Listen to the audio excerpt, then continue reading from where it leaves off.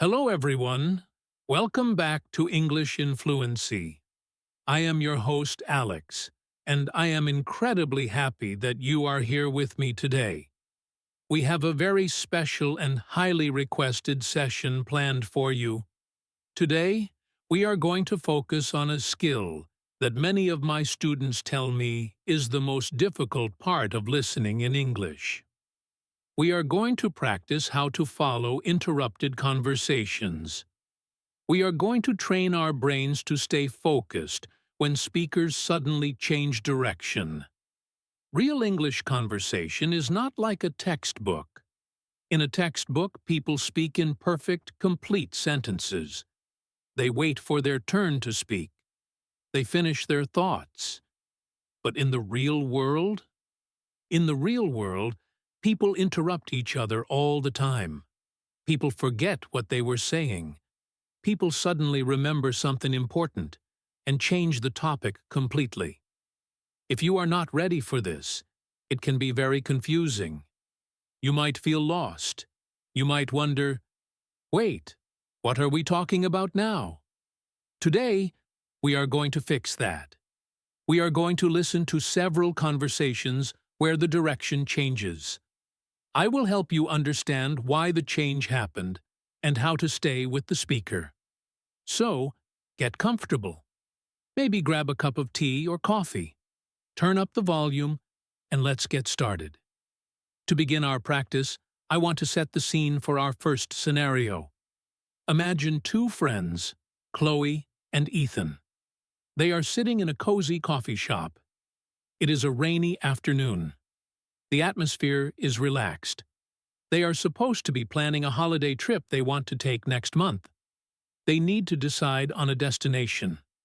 Listen carefully to how the conversation flows, or rather, how it does not flow. Pay attention to the moment the conversation changes direction. Why does it change? What is the new topic? Here is the conversation. Chloe takes a sip of her latte and looks at her phone. She says, "Okay, so about the trip to the coast. I was thinking we could leave on Friday morning. It would be nice to beat the traffic, you know? If we leave at 6, we can be at the beach by 9. Ethan nods his head. He is looking out the window. He replies, "Yeah, 6 is early, but it makes sense. The traffic on the highway is terrible on Fridays. I remember last year we sat in the car for 3 hours just to go 50 miles. It was a nightmare. So, Friday at 6. Should I drive the first shift, or do you want to?" Chloe starts to answer, "Well, I don't mind driving, but my car has been making that weird noise again. You know, the one I told you about? The engine sounds a bit like a tractor. I really need to take it to the mechanic, but I haven't had time." Suddenly, Ethan's eyes go wide. He stops looking at the window and looks straight at Chloe. He interrupts her. "Wait a second. Speaking of mechanics, did I tell you what happened to my brother yesterday?" Chloe looks confused for a moment. She puts her coffee cup down. "No. What happened? Is he okay?" Ethan leans in closer. He says, "He was driving on the highway, and his tire just exploded. It was a blowout. He almost crashed into a barrier. He is fine, thank goodness, but he was so shaken up. He had to wait 2 hours for a tow truck in the pouring rain." Did you hear that change in direction? They were talking about the holiday trip. They were discussing the time to leave and who should drive. Then, suddenly, they were talking about Ethan's brother and a car accident. This is a classic example of an interruption based on association.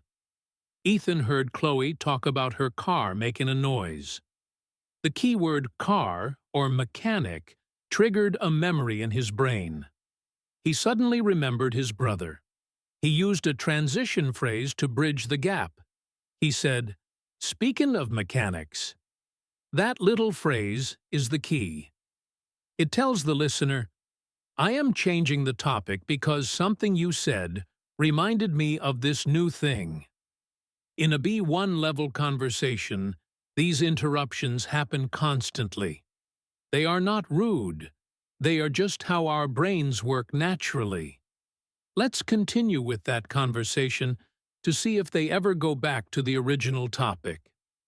Ethan is still talking about his brother. He says, "It was so scary for him. He said he didn't even see the pothole in the road. He just hit it, and bang. The tire was gone. He was telling me that the mechanic said it would cost $400 to fix. Can you believe that? $400 for a tire." Chloe listens politely. She nods. Then she realizes they have forgotten their main plan. She wants to steer the conversation back to the original topic. She waits for Ethan to pause, and she says, "That is terrible about your brother. I am glad he is safe. But listen, we really need to figure out this holiday plan. If my car isn't working, maybe we should take your car." Ethan blinks. He realizes he got distracted. "Oh, right. Yes, let's take my car. It is safer anyway, I suppose. So, Friday at 6 in my car. Done." Here, we see the full circle. The conversation went from holiday plan to car trouble to brother's accident, and then back to holiday plan. As a listener, your job is to follow the detour, but remember the original destination. Chloe used the phrase, "but listen," to interrupt the story and bring the focus back. But listen is a very useful phrase for regaining control of a conversation. It signals that you have something important to add, or that you want to return to the main point. Now, let's move to a different scenario. This time, imagine a slightly more formal situation. We have a boss named Mrs. Gable and an employee named Lucas. They are in an office setting. They are discussing a project deadline. This kind of interruption is different. Sometimes interruptions happen because of external factors, something happening in the environment. Listen to how Mrs. Gable's focus is broken. Mrs. Gable is sitting behind her large desk. She is looking at a calendar. She says, "Lucas, I need the monthly report on my desk by Thursday morning. I know that is a tight deadline, but we have the board meeting on Friday. It is crucial that the numbers are accurate. We cannot afford any mistakes like last month. Do you understand?" Lucas is standing in front of the desk. He looks a bit nervous. He says, "Yes, Mrs. Gable. I understand completely. I have already started compiling the data. I just have one question about the sales figures from the European branch. They seem a bit low compared to last year." Mrs. Gable starts to look at her computer screen. She is about to answer, but suddenly her office door flies open. It is the receptionist, a young woman named Sarah. Sarah does not knock. She runs in. She shouts, "Mrs. Gable, the fire alarm is going off in the lobby. We need to leave now." Mrs. Gable stands up immediately. Her face goes pale. She looks at Lucas. She says, "What? Is it a drill?" Sarah shakes her head. "No, it's real. I smell smoke near the kitchen." Mrs. Gable points to the door. "Okay, everyone out. Lucas, grab the external hard drive from the cabinet. We need to go." In this scenario, the interruption was not caused by a person's memory or a distraction in the conversation. It was caused by an emergency. The topic of the conversation changed from monthly report to fire evacuation.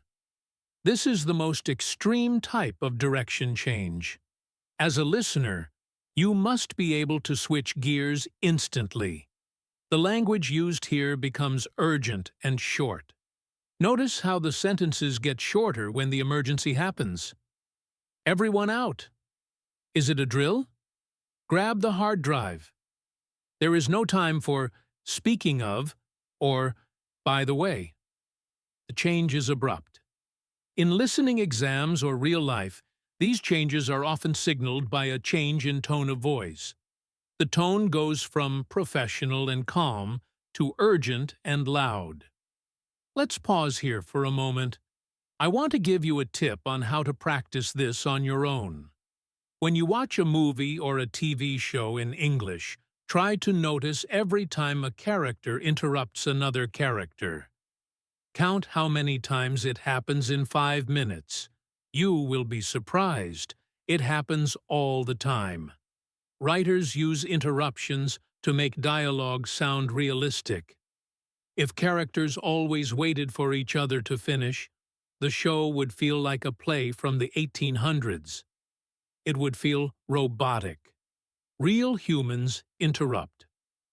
Now, let's return to our practice. I want to show you a softer type of interruption. Sometimes a speaker changes direction because they realize they made a mistake, or they want to clarify something before continuing.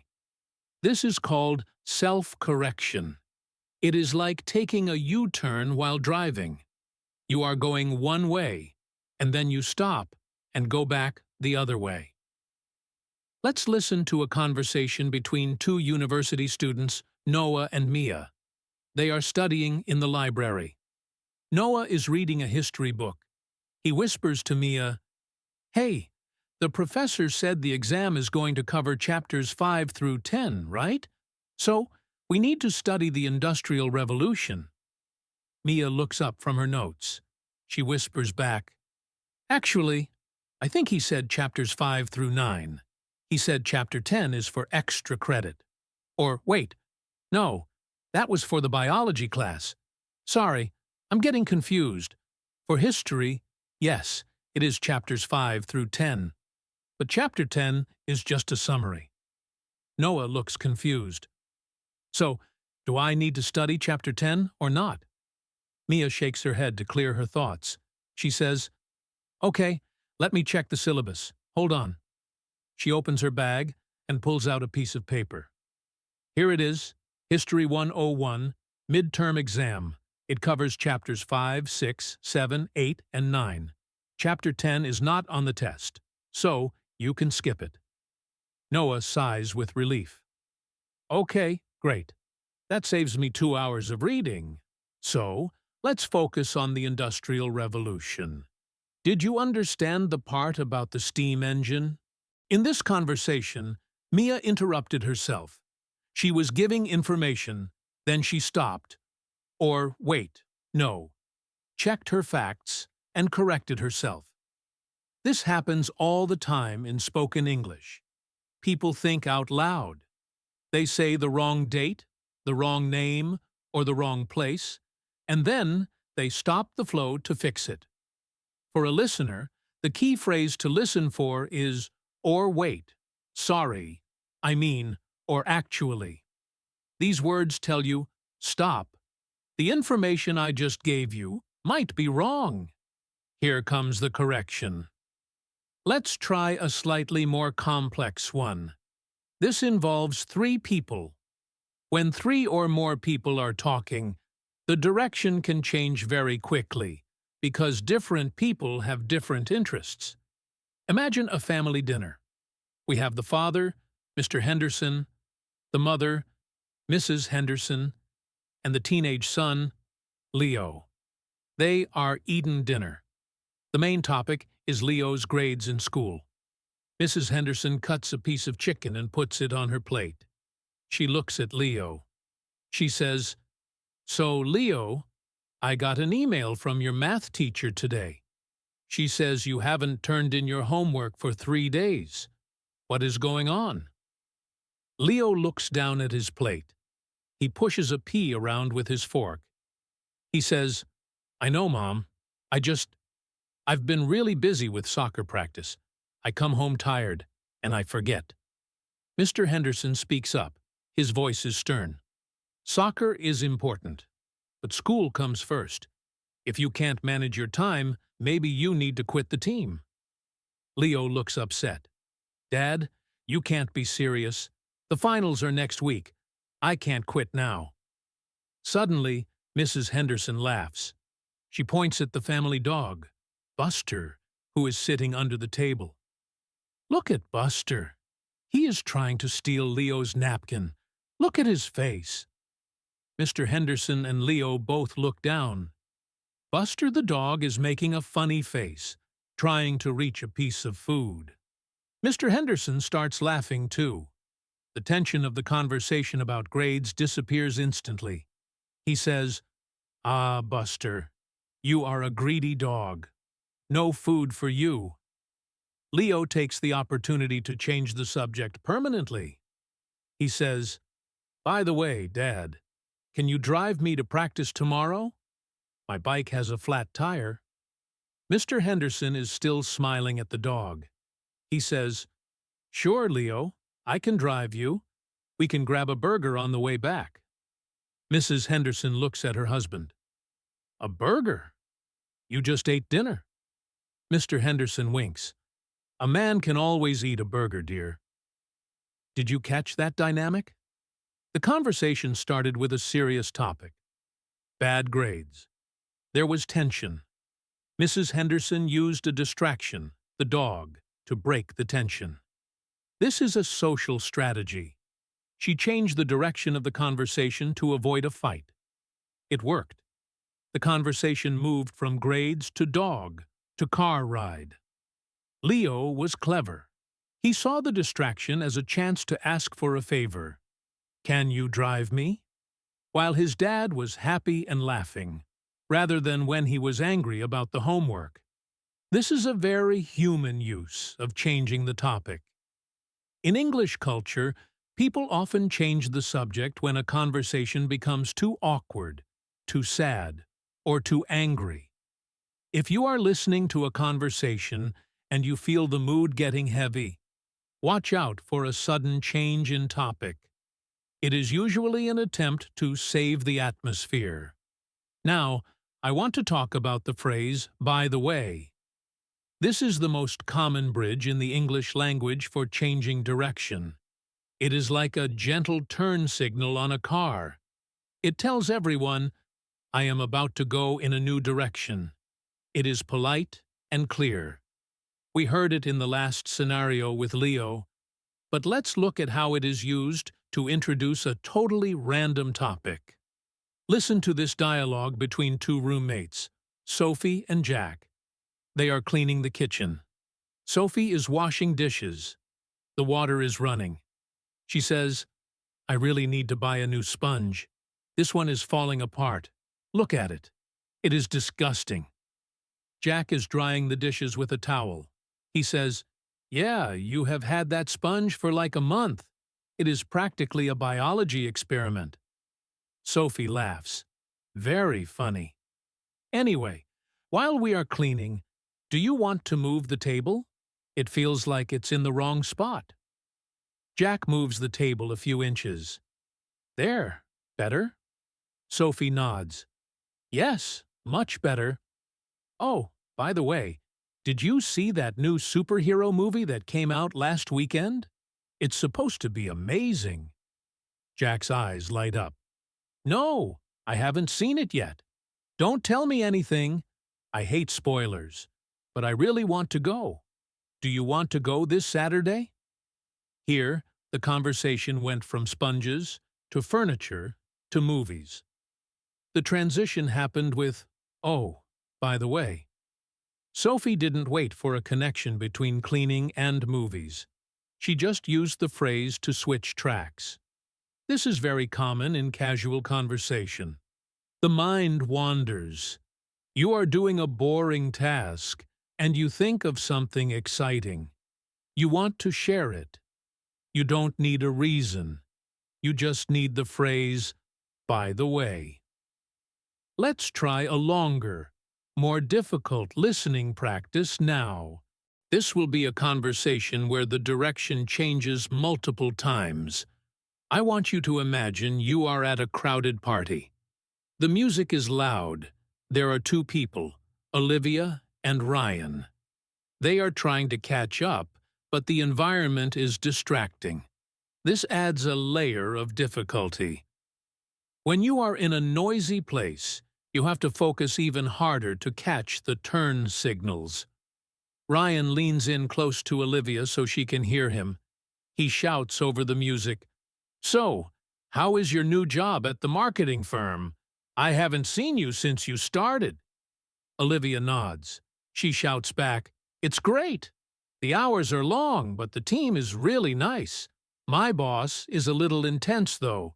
She sends emails at 3 in the morning." Ryan laughs. "Wow, that is intense. I could never work like that. I need my sleep."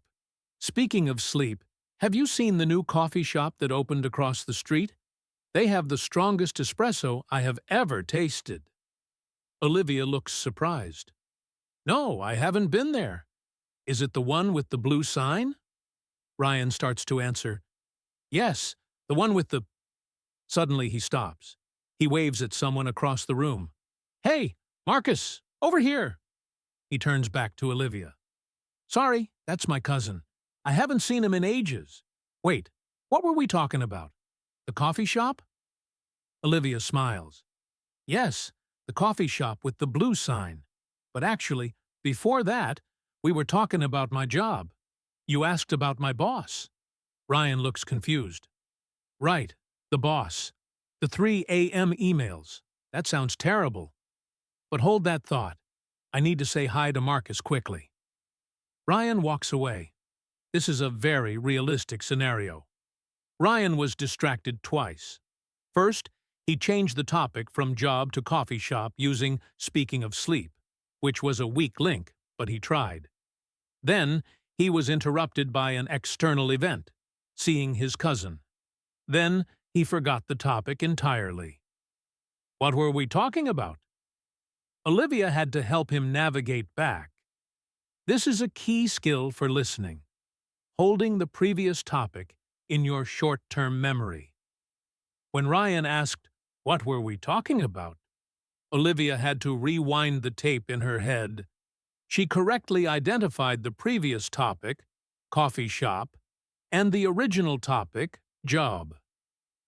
For our next section, I want to introduce a concept called the tangent. A tangent is when a conversation goes off on a long, wandering path away from the main point, and sometimes it never comes back. This is common when people are brainstorming or telling stories. Imagine two friends, Lily and Ben, are trying to decide what movie to watch on Netflix. Lily is scrolling through the menu on the TV. She says, "Okay, there is a new action movie with that actor. What is his name?" "The guy with the deep voice." Ben sits on the sofa. He thinks, "The guy with the deep voice? Do you mean the one who was in that space movie last year?" Lily snaps her fingers. "Yes, that one. He plays a spy in this new one. It looks good." Ben shakes his head. "Oh, I don't like him. He was so bad in the space movie. Remember the scene where he tried to fly the spaceship? It was so unrealistic. I mean, the physics of it were all wrong. If you are in zero gravity, you can't just swim through the air like that. It drives me crazy when movies don't follow the laws of physics." Lily stops scrolling. She turns to Ben. "Really? I didn't notice that.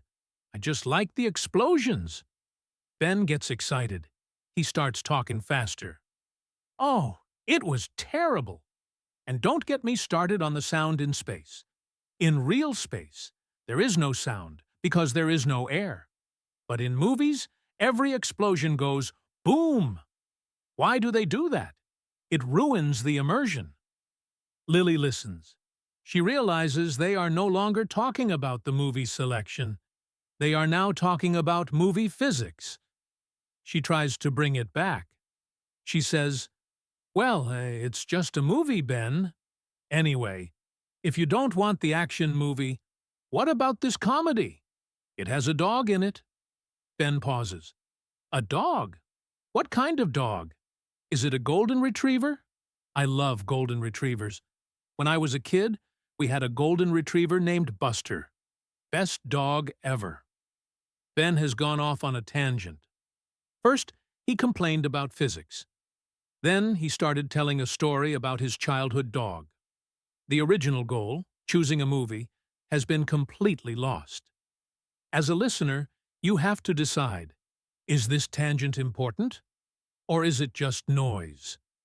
In a social situation, you might enjoy the tangent. But in a business meeting or a lecture, a tangent can be a trap. You have to be able to say to yourself, okay, this is interesting, but the main point was the movie. In a listening test, you might get a question like, what movie did they eventually decide to watch? If you got lost in the story about the dog, you might miss the answer. Now, I want you to practice active listening with me. I am going to give you a few signpost phrases. These are phrases that act like road signs. They tell you where the conversation is going. I will explain the meaning, and then we will hear an example. First phrase, that reminds me. This is used when a speaker hears something that triggers a memory. It is very similar to speaking of. Example, Sarah says, I bought some apples at the market. John replies, that reminds me, I need to call my grandmother. She loves apple pie. The topic has shifted from fruit to a grandmother. Second phrase, before I forget. This is used when a speaker suddenly remembers something urgent that they need to say before the conversation moves on. Example, the teacher says, please open your books to page 40. A student raises a hand. Mrs. Smith, before I forget, the homework you assigned yesterday was really hard. Can you explain it? The topic shifts from the book page to the homework. Third phrase, changing the subject. This is a very direct and blunt way to move on.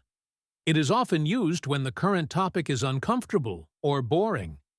Example, two people are arguing about politics. One person gets angry. The other person says, okay, changing the subject. Did you hear about the local festival next week? It acts as a stop sign. Fourth phrase, to get back to what I was saying. This is the rescue phrase. It brings the conversation back to the main point after an interruption. Example, so, we need to buy milk. Oh, look, there is a sale on cookies. Nice. Anyway, to get back to what I was saying, we need milk and also eggs. Let's put these into a scenario. We will have two co-workers, Emma and Liam, planning a presentation. Listen for the signpost phrases. Emma is holding a notepad. She says, okay, for the presentation, we need to organize the slides. I think we should start with the market analysis. Liam types on his laptop. Market analysis first. Good idea. I have those charts ready. Oh, before I forget, did you book the conference room for Thursday? I tried to book it, but it was blocked. Emma checks her phone. Yes, I booked it yesterday. It is confirmed. So, slide 1 is market analysis. Slide 2 should be our sales projections. But wait, that reminds me. The boss said he wants a section on competitor analysis too. We need to add that in. Liam sighs. Ugh, more work. Okay, competitor analysis. I can do that. But changing the subject for a second, have you had lunch yet? I am starving. Emma shakes her head. No, not yet. Let's finish this outline first. To get back to what I was saying, slide 2 is sales projections, and now slide 3 is competitor analysis. Did you hear the flow? The main topic was presentation slides. Interruption 1 was, before I forget, regarding the conference room. Interruption 2 was, that reminds me about competitor analysis. Interruption 3 was changing the subject about lunch. And finally, the return with to get back to what I was saying. This is a very typical business interaction. The conversation loops and swirls, but eventually lands back on the main task. Now, I want to talk about the emotional side of interruptions. Sometimes people change the direction of a conversation because they are hiding something. This is a subtle but important listening skill. Imagine a couple, David and Sarah. They are talking about their weekend plans. David says, "So, what did you do on Saturday while I was working? Did you go to the park?" Sarah looks away for a second. She plays with her hair. She says, "Oh, Saturday? I just stayed home. It was boring. I watched TV. Anyway, guess what? I saw a really cute dog in the street this morning. It was a pug." David looks at her closely. "You stayed home all day? But the GPS on your car showed you were downtown." Sarah's voice gets higher. "What? Why are you checking my GPS? That's weird. But listen, the dog was so cute. It had a little sweater on." Here, Sarah is using a topic change to deflect attention. She doesn't want to talk about Saturday. She abruptly changes the subject to a dog. David, the listener, has to pick up on the social cue. The sudden change, combined with her body language, looking away, playing with hair, and the irrelevant new topic, signals that something is wrong. She is avoiding the truth. In novels and movies, this is a common technique. In real life, if someone changes the subject very quickly after a difficult question, it is usually a sign that they are uncomfortable. Let's move on to a practice scenario that involves technical instructions. This is often the hardest type of listening because the details are important. If someone interrupts a set of instructions, it is easy to miss a step. Imagine a driving instructor, Mr. Clark, teaching a student named Jenny how to start a car. Mr. Clark sits in the passenger seat. He says, "Okay, Jenny, the first thing you do is check the gear stick. Make sure it is in neutral. Then, press the clutch pedal all the way down with your left foot. Keep it down. Next, turn the key in the ignition." Jenny touches the gear stick. "It's in neutral. Okay, clutch down." She presses the pedal. Then, she pauses. "Mr. Clark, my friend told me that in automatic cars, you don't need a clutch. Is that true?" Mr. Clark stops his instruction. He explains, "Yes, that is true. In an automatic car, you only have a brake and a gas pedal. But we are in a manual car right now. So, focus on the clutch." Jenny nods. "Okay, sorry." Mr. Clark continues, "No problem. So, where were we?" "Ah, yes. The key is turned. Now, listen to the engine. Once it starts, release the key slowly. But keep your foot on the clutch. Do not lift it yet." Jenny turns the key. The engine starts. She gets excited. "It started! I did it! Oh, look, my mom is walking past the car. Hi, Mom." She waves. Mr. Clark says firmly, "Jenny, focus. Keep your foot on the clutch. Do not take it off yet. We need to put the car in first gear now." In this scenario, the interruptions came from Jenny. She asked a question about automatic cars, a relevant question but still an interruption of the flow, and then she got distracted by her mom, an external interruption. Mr. Clark, as the instructor, had to manage the flow. He used the phrase, "Where were we?" to find his place again. This is a crucial phrase for speakers. If you are the one speaking and you get interrupted, saying, "Where were we?" or, "As I was saying," helps you regain the floor. As a listener in this scenario, you have to filter out the noise. The fact that Jenny saw her mom is not important for the goal of starting the car. You must hold the previous instruction in your mind. Clutch is down. Engine is started. Next step is gear. When Jenny focuses on her mom, there is a risk she will lift her foot off the clutch and stall the car. Mr. Clark knows this, so he uses a sharp tone to bring her back. Jenny, focus! I want to talk a little bit about how to practice this skill on your own. You might not have a teacher with you all the time. One great method is to listen to podcasts or watch interviews with 2 or more people. Unscripted content is best. Reality TV shows, talk shows, or political debates are excellent for this. In a debate, interruptions are constant. One person makes a point, the other person interrupts to disagree, the moderator steps in to change the direction. It is fast and aggressive.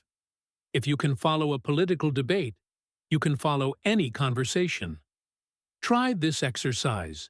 Listen to a 3-minute clip. Pause the audio every time you hear an interruption.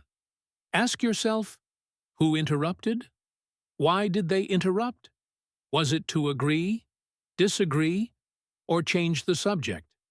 Then ask yourself, did they return to the original topic? This mental exercise trains your brain to map the structure of the conversation. Now, we are going to shift gears.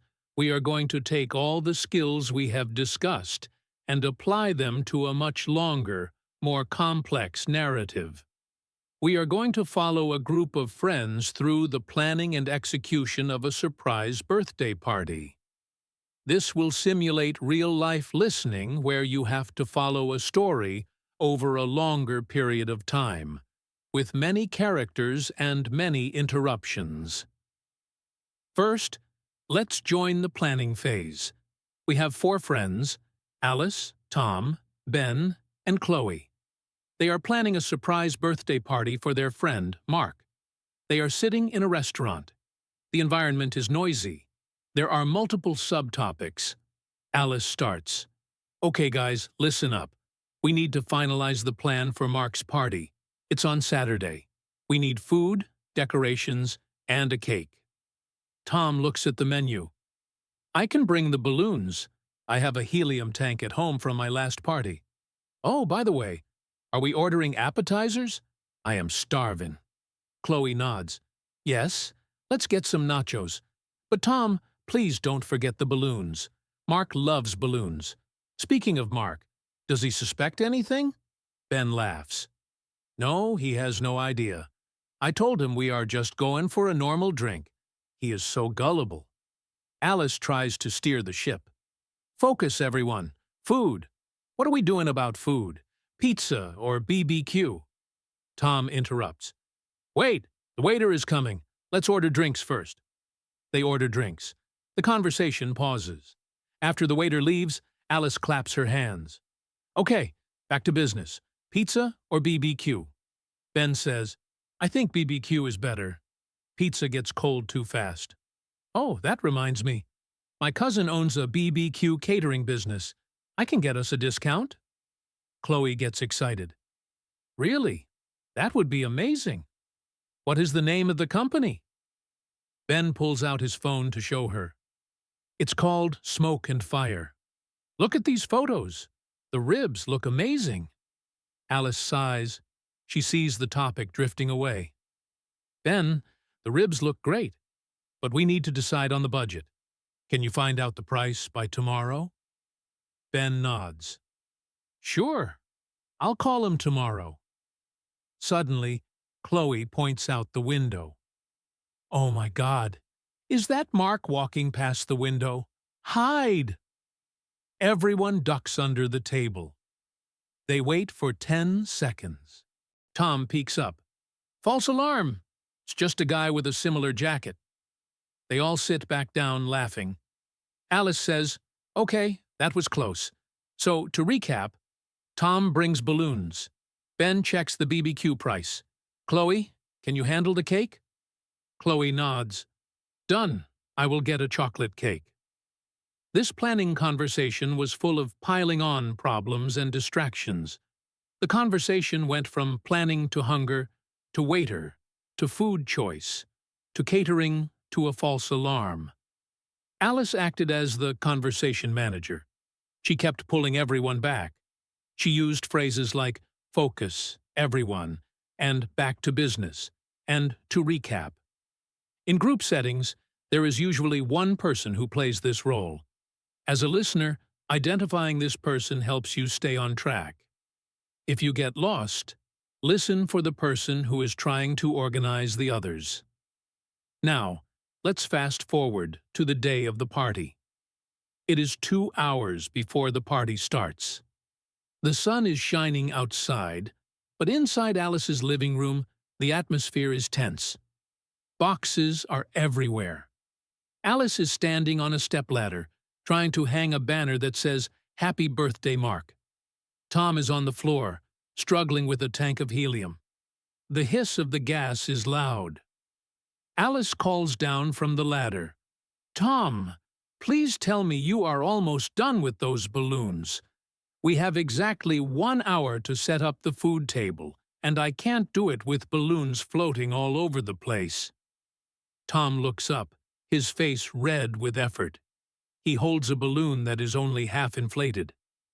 "I'm trying, Alice, but this tank is almost empty. I think we might run out of helium before I finish the bunch. Maybe we should just tape them to the wall?" Alice sighs loudly. She puts her hand on her hip. "Tape them to the wall? No, that looks cheap. We need them floating. It creates a festive atmosphere. Wait, don't move. I think I hear a car." Alice climbs down the ladder quickly. She runs to the window and peeks through the curtains. "Oh, it's just the neighbor. False alarm." She turns back to Tom. "Okay, back to the balloons. If we run out of helium, can you go to the store and get another tank?" Tom stands up. He looks at his watch. "There isn't time. The store is 20 minutes away.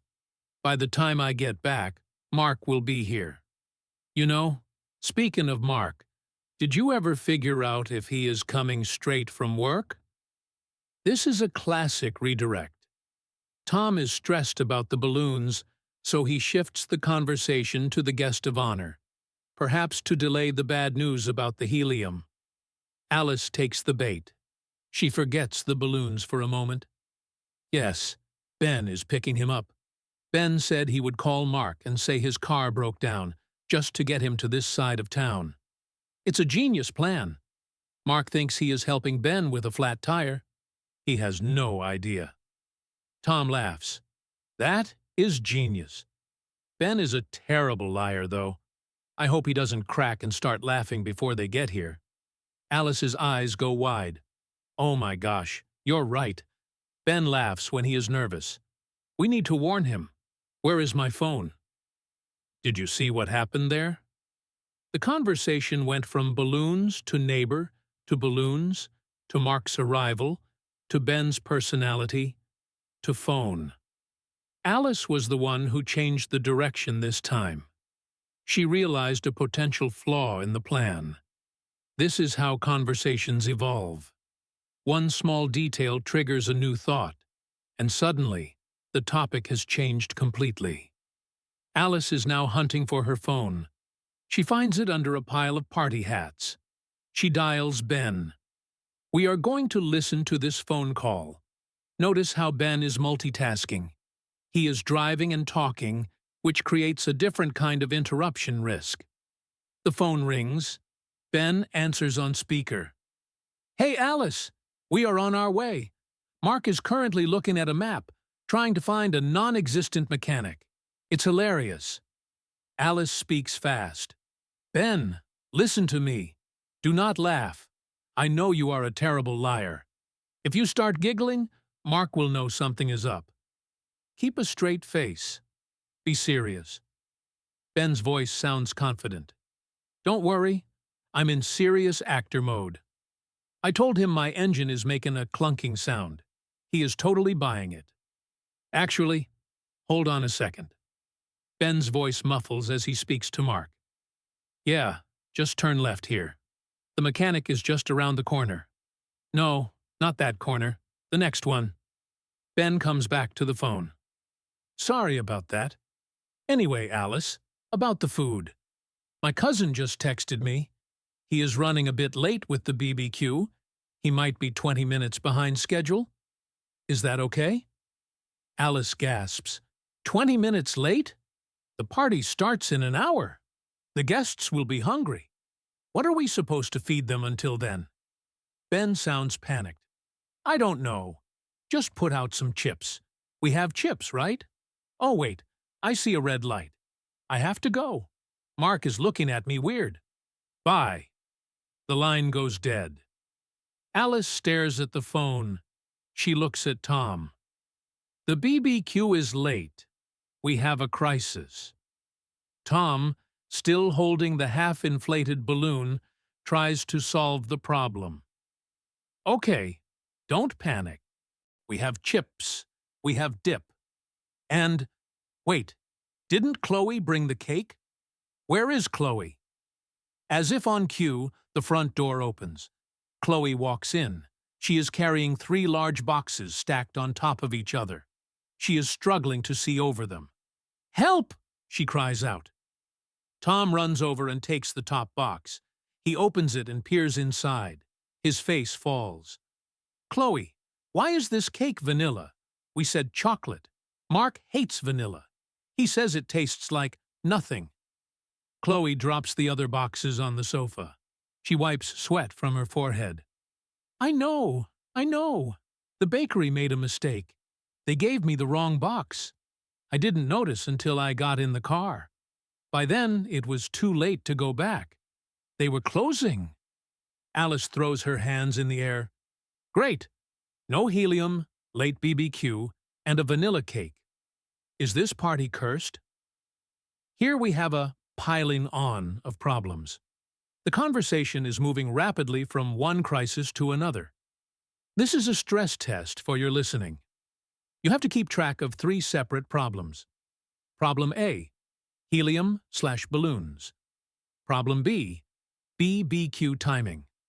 Problem C, the cake flavor. When you listen to a conversation like this, it is helpful to make a mental list. The speakers are reacting emotionally. Alice is frustrated. Tom is trying to be the peacemaker. Chloe is defensive about the cake mistake. Alice takes a deep breath. She tries to regain control. Okay. We can fix this. We will put the vanilla cake in the kitchen. Maybe people won't notice until they cut it. We will put out the chips. And, Tom, just blow up the rest of the balloons with your mouth. We don't need helium. Tom looks relieved. See? Problem solved. I'm actually good at blowing up balloons the old-fashioned way. Watch this. He takes a deep breath and blows into a red balloon. It inflates quickly. But suddenly, the balloon slips out of his fingers. It flies around the room making a rude noise, landing right in the punch bowl. Splash! Pink punch spills all over the white tablecloth. There is silence in the room. Alice looks at the punch spreading across the table. She looks at Tom. Tom covers his face with his hands. I am so sorry. It slipped. Chloe starts laughing. She can't stop. I can't believe this. This is the worst party prep ever. It's actually hilarious. Alice looks at the mess, and then she starts to laugh too. It's a disaster. But at least it's memorable. Grab some towels, Tom. We have 45 minutes. Let's pause the scene here. This is a good moment to talk about visual interruptions. Sometimes, a conversation is interrupted not by words, but by an event. The balloon flying away was a visual event that stopped the dialogue instantly. The characters went from problem-solving to reaction. This change in direction is signaled by sound, the splash, and silence. As a listener, if you hear a sudden sound effect or a pause in a dialogue, it usually means the topic is about to change.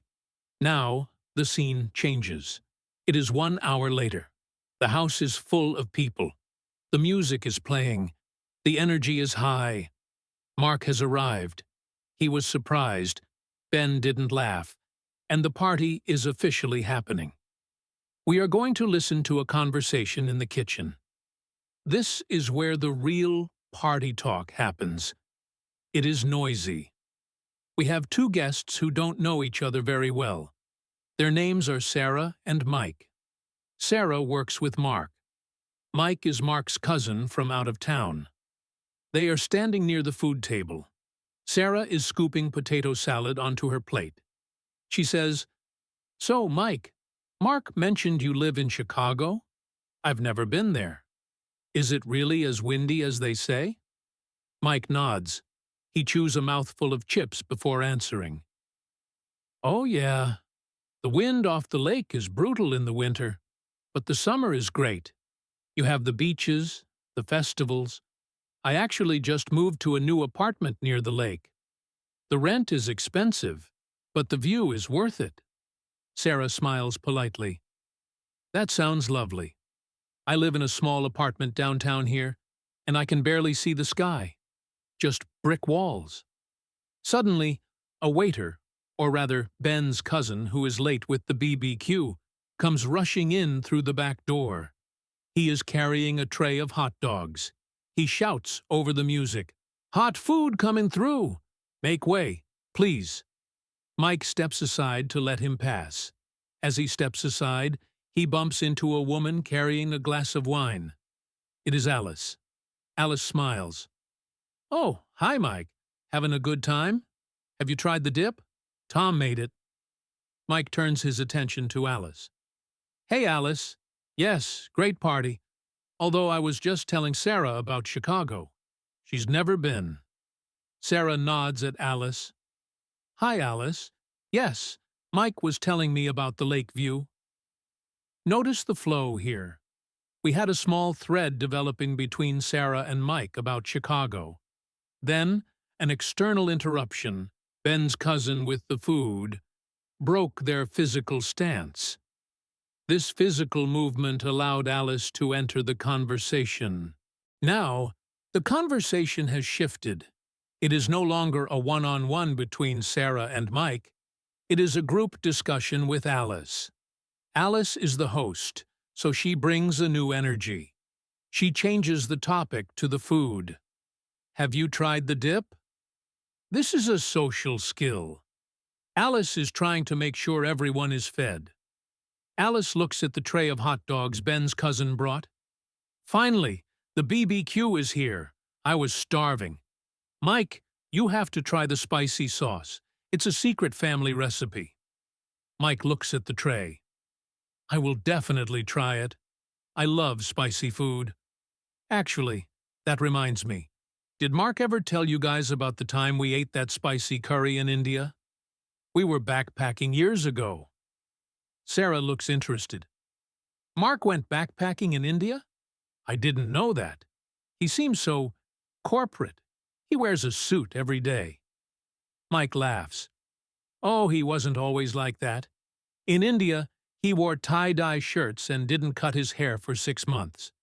We have photos somewhere on my phone. Hold on, let me find them." Mike pulls out his phone.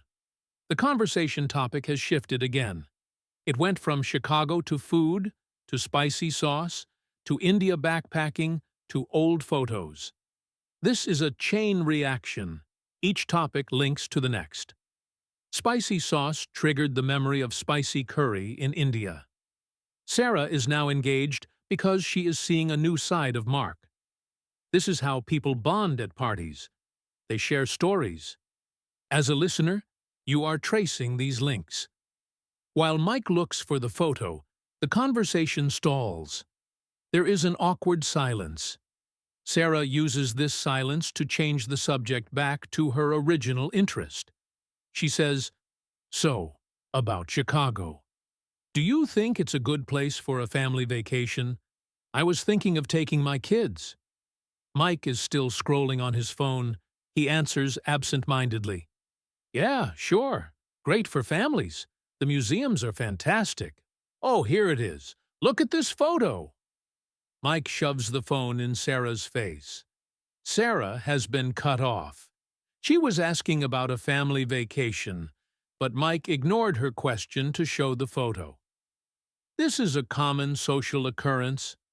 One person is more interested in their own story than the other person's question. As a listener, you have to decide, did Mike hear her? Or is he just too excited about the photo? He probably heard her, but he prioritized the visual aid. Sarah politely looks at the phone. Oh, wow. Is that Mark? He looks so different. Mike laughs. I know. Look at that hair. We were so young. Now, let's move to a different corner of the room. We are going to listen to a conversation that is struggling to survive. We have two older men, Mr. Henderson, Mark's dad, and a neighbor named Mr. Petrov. They are sitting on the patio outside. It is quieter here. Mr. Henderson is drinking lemonade. He says, "It is a nice party. Mark did well for himself. Nice house. Good friends." Mr. Petrov nods. He is smoking a pipe. "Yes, very nice. I remember when Mark was a small boy. He used to play in my garden. He broke my fence once with a baseball." Mr. Henderson smiles. "Ah, boys will be boys. I remember when Mark broke our garage window 3 times in one summer. My wife was so angry." Mr. Petrov taps his pipe on the table. "Speaking of wives, where is your wife? I haven't seen her inside." Mr. Henderson's face changes slightly. His smile fades. "Oh, she couldn't make it. She is visiting her sister in Florida. She has been unwell lately. Just a bit tired, the doctors say. She needed the rest." Mr. Petrov senses the sadness in Mr. Henderson's voice. He realizes he has touched on a sensitive topic. He has 2 choices: continue asking about the wife, or change the subject to something lighter. He chooses to change the subject to protect Mr. Henderson's feelings. Mr. Petrov points to the garden. "This garden is beautiful. Who takes care of the roses? They are magnificent." Mr. Henderson looks at the roses. He is grateful for the change. "Oh, Alice has the green thumb. She loves gardening. She spends every weekend out here pruning and watering.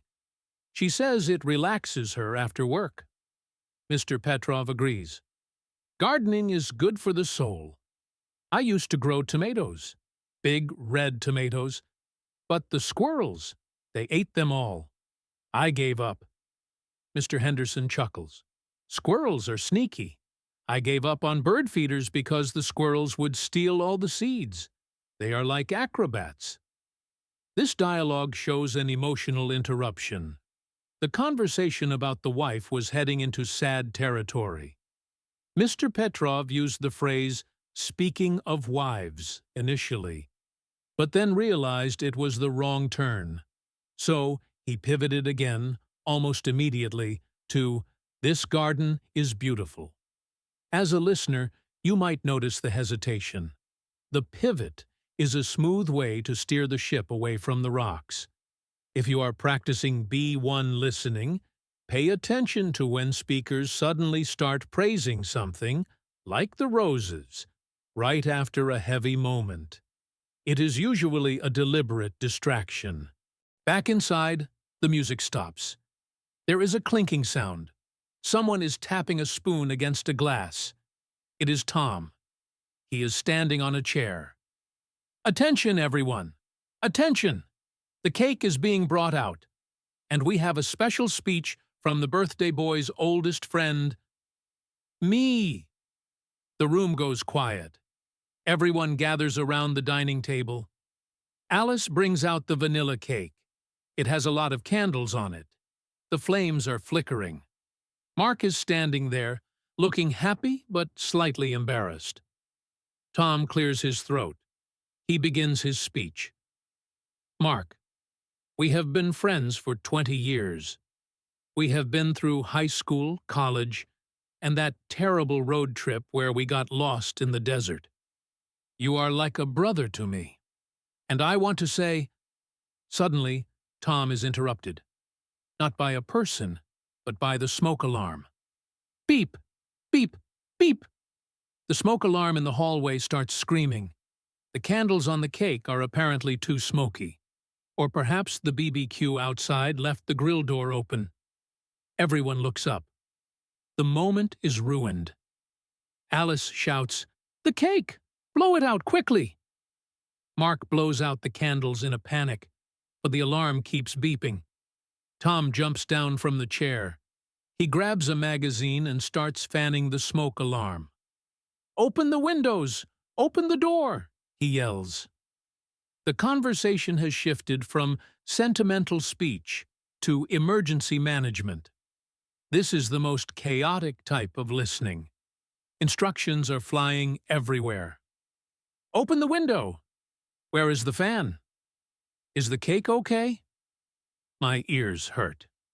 For a listener, this is a test of processing speed. You have to separate the noise from the information. Tom is fanning the alarm. Ben runs to open the front door. Chloe runs to the kitchen to save the cake. In the middle of this chaos, a guest named Jenny whispers to her husband, "This is the best party I have ever been to. It's so dramatic." Her husband whispers back, "It's definitely memorable. I just hope the fire department doesn't come." Finally, the beeping stops. Tom wipes his forehead. He looks at the room full of relieved guests. "Well," Tom says, "that was dramatic. As I was saying, Mark, you are a great friend. Happy birthday." Everyone laughs and claps. The tension breaks. Now, the party is winding down. It is late evening. Most of the guests have left. Only the core group remains: Alice, Tom, Ben, Chloe, and Mark. They are sitting in the living room. The balloons are deflated on the floor. The plates are empty. They are exhausted but happy. This is the debrief phase. This is when people analyze the event. Mark leans back on the sofa. "Guys, thank you so much. I really didn't expect all this. I really thought Ben's car broke down. You are a terrible actor, by the way. You were smiling the whole time." Ben laughs.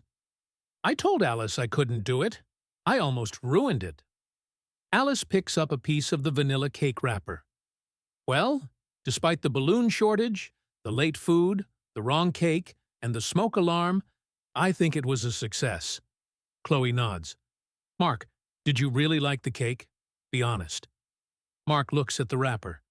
"To be honest, it was a bit dry." "And vanilla? You know I prefer chocolate." Chloe covers her face. "I knew it. I'm so sorry. The bakery messed up." Mark puts his arm around Chloe. "It's okay. It's the thought that counts. And honestly, after 3 glasses of punch, any cake tastes good." Tom is picking up trash from the floor. "I still can't believe the smoke alarm went off. I felt so stupid fanning it with a magazine." Alice smiles. "It made it memorable, Tom. No one will forget Mark's 30th birthday." This debrief section is a great way to review the events of the story within the dialogue itself. The characters explicitly list the problems they faced. This is helpful for a listener who might have missed details earlier. If you missed the detail about the vanilla cake earlier, Mark mentions it again here. If you missed the smoke alarm incident, they talk about it now.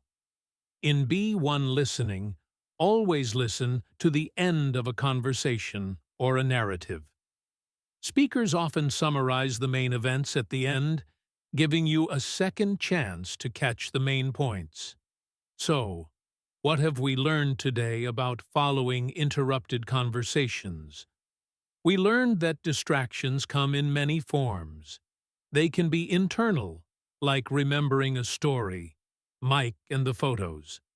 They can be social, like trying to avoid an awkward topic, Mr. Petrov and the garden.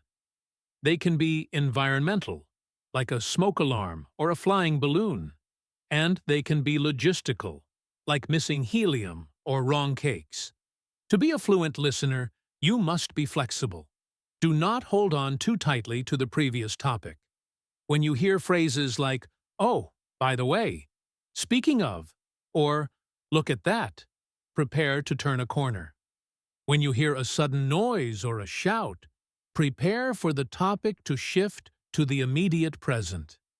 And most importantly, use the context. If people are laughing, the interruption is probably funny. If people are shouting, the interruption is urgent. Listening is not just about hearing the words, it is about following the energy. When the energy shifts, the topic often shifts. If someone gets excited, they might interrupt. If someone gets bored, they might change the subject. If someone gets angry, they might shut the conversation down. I hope this extended visit to Mark's birthday party has helped you practice these skills. You saw the planning, the panic, the party, and the cleanup. You saw how people navigate through chaos with language. The English language is not a straight line. It is a winding path. It goes up and down, it stops and starts. The more you practice, the easier it becomes to walk this path. Thank you for staying focused through all the interruptions. Remember, you can watch this video again and again. Try to write down every time the topic changes. It is a great exercise.